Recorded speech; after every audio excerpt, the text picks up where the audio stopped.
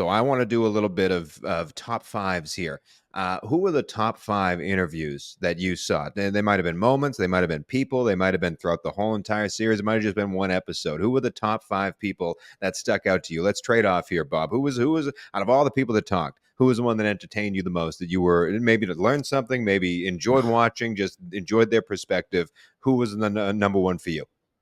This is shocking. I'm going with Dave Meltzer, the Uncle Dave. Dave Meltzer I thought he was brilliant in this, and I'm not blowing smoke. Yeah. When they were doing that, like 93,000, I forget what event they were talking about. Bruce Pritchard's at 93,000 fans, just 93,000, and Dave Meltzer, it was actually just 78,000 people there. I don't know why. Like he was just he was great. He was bringing levity to everything. But Vince McMahon always is just lying, always. Just everything is a lie. It's unbelievable. Bruce Pritchard is petrified to say anything bad about Vince McMahon, and Paul Heyman's always cutting a promo. He just can't talk to Paul Heyman, apparently. Just everything was always was like a promo with Paul Heyman. But yeah, I just thought Dave Meltzer was just the voice of reason, shockingly, throughout this whole documentary. No, I really enjoyed Dave Meltzer too. If Dave Meltzer's one for us, by the way, Bruce Pritchard, I don't care how many people you list, Bruce Pritchard is last. Bruce Pritchard was I don't want to swear on this podcast anymore. Bruce Pritchard was a loser. Like there's nothing more an absolute loser. Suck up.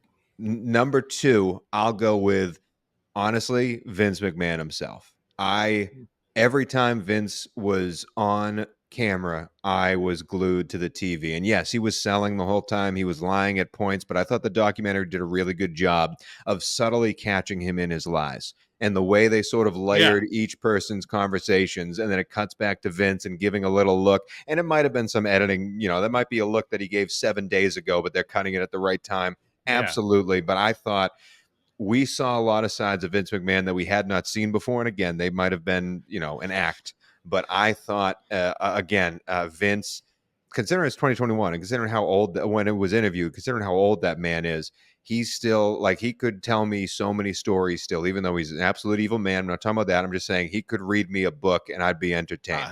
I don't know if I could look at him for more than like 45 minutes. Seriously, his face is melting off. I don't know what's going on.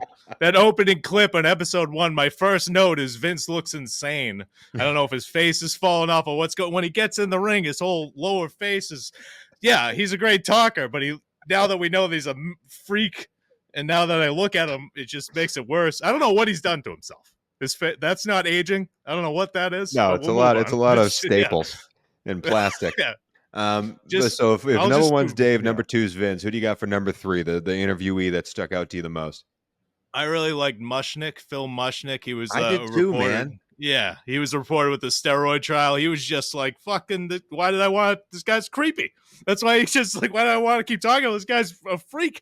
But basically, he just gave no shits. He went right after McMahon. Yeah. And I'm going to nominate my next one, but maybe you have it. So who do you have for one? Who? Well, Mushnick was great. I thought a lot of the business people / reporter people were great. A lot of people that outside of the world of WWE that they had returning to talk here were great. And one guy that made my list, and probably I could talk about, is Nowinski, the Harvard CTE former guy. Wrestler. I thought that particular bit, Benoit into the CTE thing, was a really strong part of the documentary. I think it came in either the end of 5 or the beginning of 6. So like that's the rush to the very end. Like that happened 20 years ago and then suddenly it's over. But I thought his conversation and the way that whole thing was presented, I thought was very interesting and entertaining. But if we're going to go number 4, Tony Atlas. Because of all the old wrestlers that came back. We saw Hulk Hogan. We saw all these old guys talking. And a lot of them are still fluffing Vince. You know what I mean? And some of that's good. Some of that, we like to hear these guys tell the old stories. I thought Tony Atlas was one of the most honest and didn't give an F interviews out there. And he was very much like they used him to punch stuff up. And I thought he was very... I believed everything he said. I believed he was keeping true to the business. I believe he still was proud of the business, but at the same time, he was like, this is how it happened, and this is the truth. And I really enjoyed seeing Tony Atlas again. So, that's number 4. Who do you got for number 5? The last top 5 interview of the Vince McMahon documentary. All right, we got to give like a couple terrible too after this. Just a Sure. Okay, number 5. I really like Bob Costas. First time I've ever heard the man drop the F bomb. Yes, that was huge. Yeah, it blew me away. Bob, that was one of my shocking revelations. Bob Costas swears. Yeah, it just blew me away. Him swearing, it just, he was great. He was natural. He was himself. He wasn't putting on a show.